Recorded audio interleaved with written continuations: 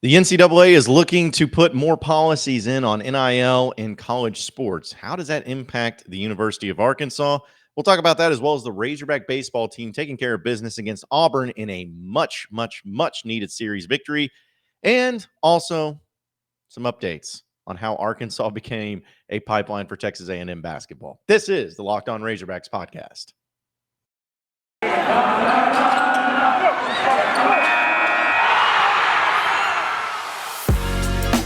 You are Locked On Razorbacks, your daily podcast on the Arkansas Razorbacks, part of the Locked On Podcast Network, your team every day. Welcome into the Locked On Razorbacks podcast. I am your host, John Nabors. I am also the host of Out of Bounds. You can catch every weekday afternoon from 1 to 4 on 103.7 The Buzz and 103.7thebuzz.com. Hope everybody had a wonderful weekend. As we know, we're getting closer and closer into the summer months and having a lot of fun with that. And of course, Razorback Baseball taking care of business, which we'll talk about here in a little bit. But it was a great weekend, beautiful weekend too, and got to go up to Razorback Stadium and play Top Golf up there this past weekend, which it was fun. It was fine, but it's definitely not worth the price of admission, if you ask me. But either way, it was still pretty fun, and got all that done, and just try to stay busy and have fun with that too. But either way, I know that obviously there are a lot of things that all of you want to hear about and talk about with Razorback baseball and all the other news that's going on, and we understand that it's a little slower this time of year besides Razorback baseball and of course the softball team doing their thing. Like, we understand that. But one thing that I will say that I have been tweeted at or about or asked about or seeing in comments and all of that is something that actually happened last week heading into this week. Is continuing the discussion of NIL. Now, some of you may be tired of hearing about this. Some of you may be sick and tired of having to, go through all the policies and changes and updates and everything. But it's a daily thing that you're having more and more stuff come out about what the NCAA is trying to do and trying to regulate when it comes to the NIL. And I'm going to talk about some of the stuff that's going to go on, or at least some of the possible policy changes that are happening here as well.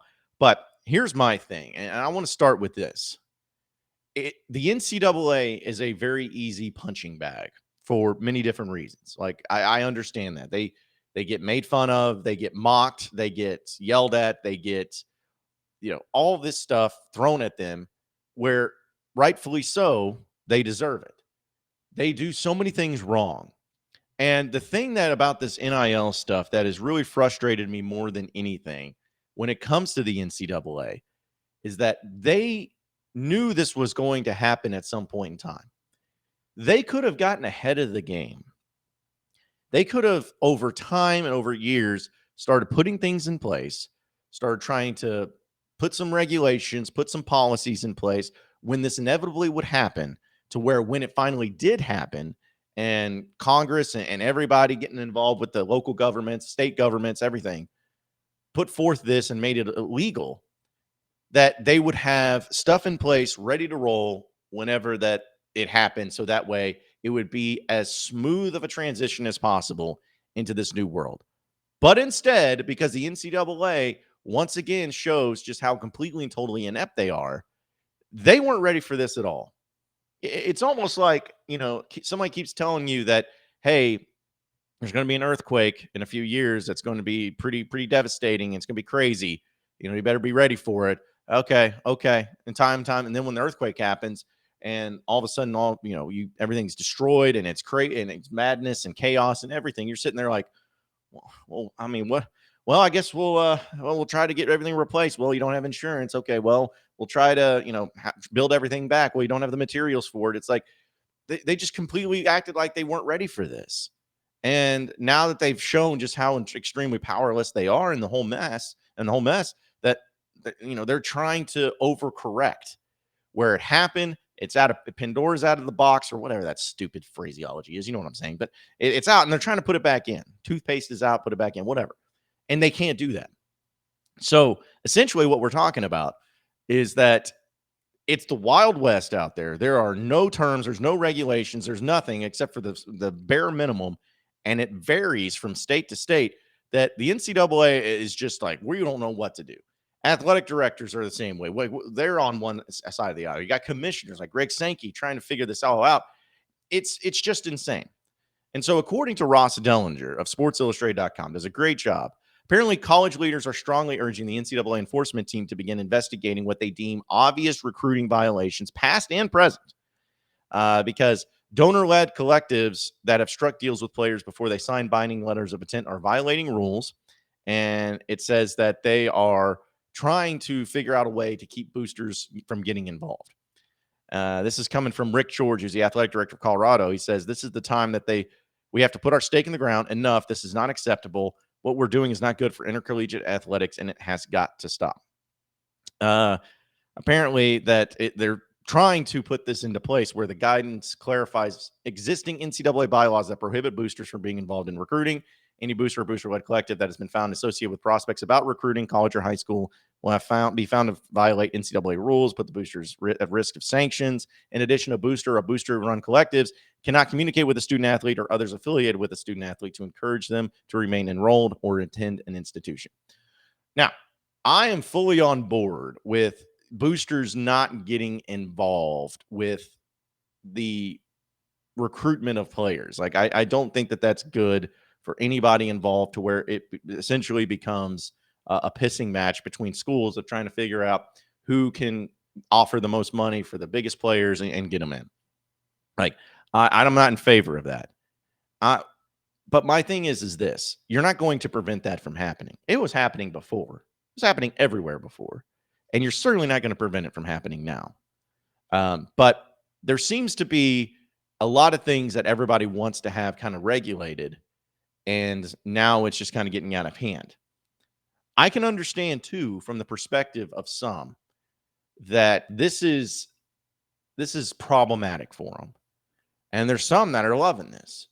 Like, I could sit here and name some schools, but, like, I think Texas A&M is probably one of those programs that's absolutely loving what's going on right now in the NIL. I think Arkansas is one of those programs that are taking advantage as much as possible of the current setup of the NIL and trying to make it as beneficial to them as humanly possible. And there's nothing wrong with that. But at the end of the day, there need to be regulations. Of course they do. But also at the end of the day, I think these bigger programs that are the ones that are crowing the most about it and having the issues about it. Like, here's okay, let me put it this way. Rephrase this. You have there's two sides of it. You have the side over here that's just loving everything that's going on. That's, just rolling through the punches, doing everything they can within the legality of the system, not worrying about anything else, just getting it done. They're not crowing, they're not complaining, they're not whining. They're like, all right, well, here's the rules in place, so let's go and get them. And then you have the other side of the aisle, which is composed of two different groups of people. You have the group over here of schools that can't compete in the NIL. They just don't have the boosters. They don't have the funding. They don't have any of the businesses, all that. They can't compete at the highest level because of NIL.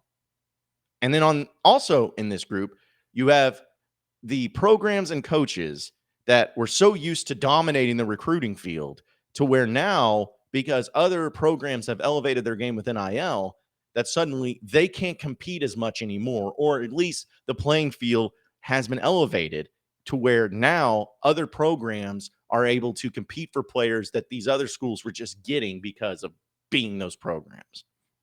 And to me, those two sides over there are the ones that, like, I can understand if you don't have the NIL ability to compete at that, because that's something you just can't help. But the coaches and everybody that's over here and that's involved that just are mad because you got other programs that are starting to compete for the players that you used to getting is I laugh at those people. I'm like, that just goes to show you that they don't want to deal with this. I think that this was another thing that made a lot of these college basketball coaches, legendary coaches, maybe start to get out of the game. I think that you can say about Roy Williams or Coach K or whatever, you can say old age there too. But I think Jay Wright getting out of the game over at Villanova was a big part of it, because they saw that as big time programs, there's going to be a lot of changes that they wouldn't be able to compete with. And now in football, you're seeing Dabo Swinney, you're seeing Nick Saban, you're seeing Kirby Smart taking all these issues with it. And it's like, yeah, you're taking issues with it because people are starting to up their game. and you don't have that advantage as what you once did. So I go back and say again, I believe in regulation of the NIL. I believe that there should be some policies in place. I believe that boosters should not have direct contact with high school kids or kids that are on teams already or anybody in the transfer portal. They should not be involved. I am for that, and I understand that. But I also understand the reality that there's no way of, policing that just because you couldn't do it before and you're not going to be able to do it now.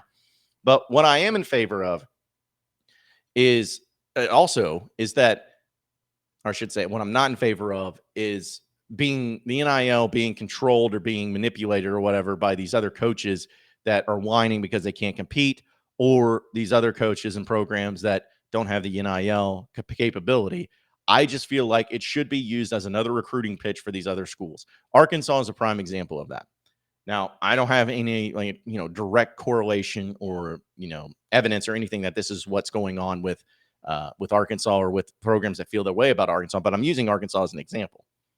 I guarantee you there are players out there, and there are recruits or whatever transfers that are aware of Arkansas's NIL capabilities. And suddenly they become extremely interesting because I believe Arkansas's NIL program is premier. It's phenomenal. It's doing a great job.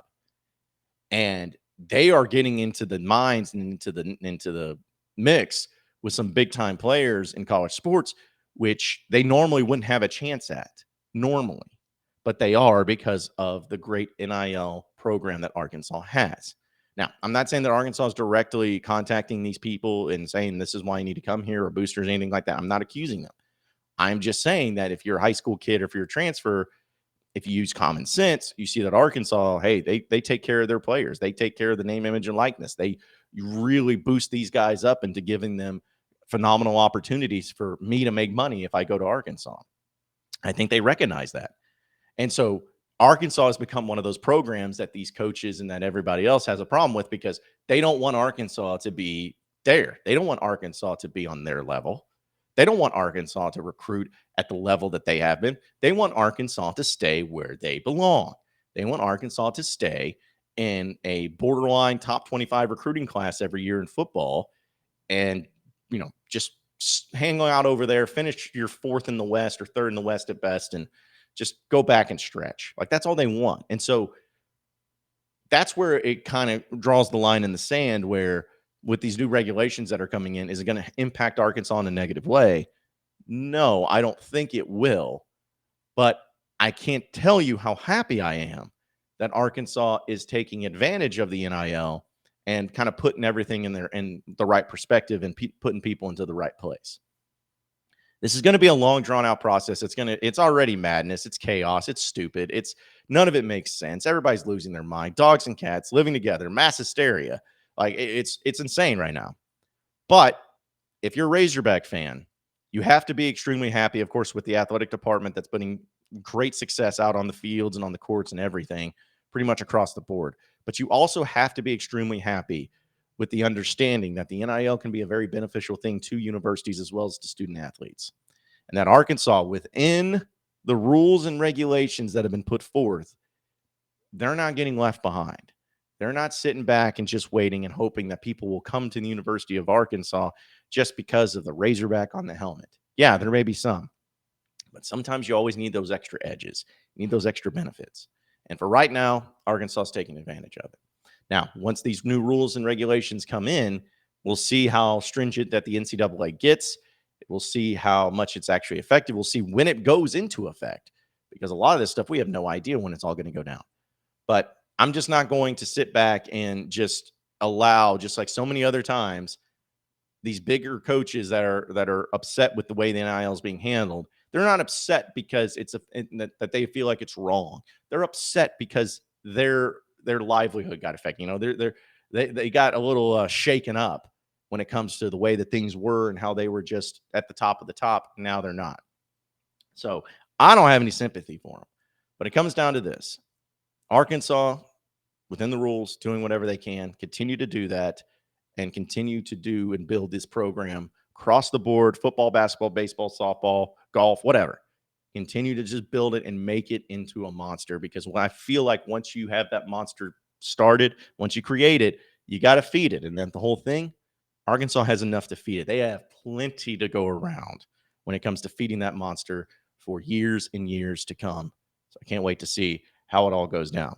We'll talk Razorback baseball here in just a second. But first, I got to tell you about Built Bar. You know about Built Bar. I got to tell you about Built Bar all the time, man. I'm over here trying to get everything going when I'm moving and shaking all over the place, and I never have time for anything, it seems like. But I never have to worry about not having enough time to eat because Built Bar is so fast and convenient. It tastes great. They're covered in 100% chocolate. And it's the best protein bar you will ever have. And it's covered with 100% chocolate.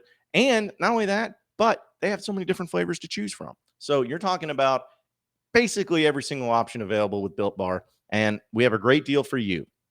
If you go to built.com and enter in promo code LOCKED15, you'll get 15% off your next order. Doesn't matter how many you end up buying. Doesn't matter if you buy the whole store. Just enter in that promo code LOCKED15 and you'll get 15% off your next order. It's as simple as that. So head over to built.com, enter in promo code LOCKED15. You'll get 15% off your next order. You are Locked On Razorbacks, your daily podcast on the Arkansas Razorbacks, part of the Locked On Podcast Network, your team every day. All right, so not final segment. I'm jumping the gun here. Razorback Baseball takes care of business in the series against Auburn. And I'll say this, that it was so nice to see the Razorbacks kind of like, I'm trying to figure this team out. I'm trying to figure this team out. They are a good team, a really good team in baseball. Like, they're a top 5 team. I don't think that's any at all question. But I'm trying to figure out just how good they can be. Like, we're talking about Arkansas, who's sitting at 36-12 right now, 16-8 in conference play, leading the SEC West and having a pretty good lead on it overall. But there's times where it's just like, okay, but are they good enough to make it to Omaha? Are they good enough to win it all? I don't know. I honestly don't know. I don't know what to think. I don't know if this team is going to be a team that plays for the national championship and the College World Series title. Would I be surprised?